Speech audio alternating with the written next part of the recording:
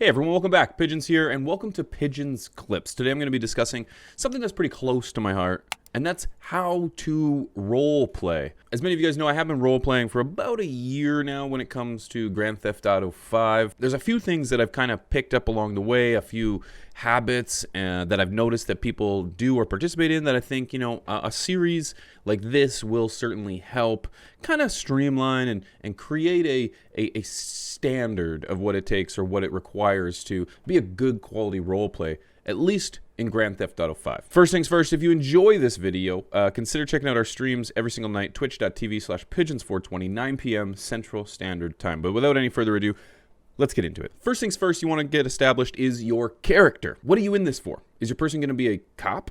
Are you going to be a criminal? Are you going to be a civilian? These are things that you need to think about before you create a character so you have an idea of what storyline your character is going to be following as they progress through the story. You want to take into consideration things like their past. Have they had a troubled past? Are they a good communicator? Do they struggle with authority? These are things that you're going to want to think about before you create your character, so it's going to allow you to kind of pave the way for your character development. Second of all, you need to find a city. In particular, I'm talking about Grand Theft Auto 5. Find a city that you're going to find some joy out of. Ask yourself, why are you role-playing? Are you role-playing because you want to meet other characters? Are you role-playing because you want to develop your character? Are you role-playing because you just want to, establish a network amongst other people around the world? These are things that you're going to have to ask yourself. So find a city. What city are you looking for? Are you looking for one that's got good quality role play? Are you just looking to shoot people online, GTA? Are you looking to, get into a cop-only server? Are you looking to get into a server that doesn't have cops, they're just AI?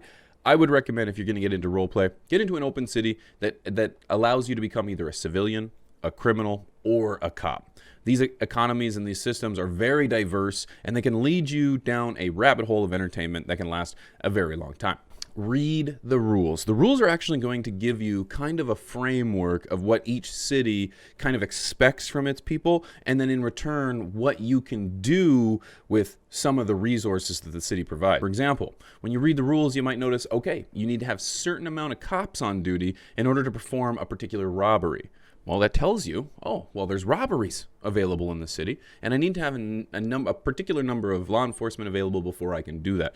That's just one example. But you want to make sure that you read the rules, because the worst case scenario you're going to get yourself into is that you're going to come into a city, perhaps a very strict role-playing city, and you're going to start fumbling, breaking rules that you didn't even know were around. So be very familiar with the city's rules. Fourth thing you're going to want to work on is create your character. Now, this is different from the first step, establishing what kind of direction your character is going to go down. So now you've created the backstory for your character. Now you need to actually spend some time creating your character, whether that's the physical attributes or whether it's his history or his path that they're going to travel as they progress through a role play. But take your time.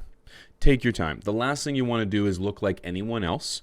You don't want to have the run-of-the-mill checkered board shoes, the white. We all know what we're talking about. You want to make sure that you look legitimate. It's very tough as someone who does role play to take someone else seriously when they're wearing white and black checkered shoes, if they don't have any eyebrows, if you're missing hair. These are things that you need to consider when you're creating a character, because you want that character to fit in or not. That's the question you want, but you want them to either fit in or not fit in based on the right characteristics and not off of some mistake that you made creating your character. And finally, what I want you to take into consideration is how to role play, and that is be yourself at first. I find it very difficult to take on an accent, take on a personality that I know nothing about.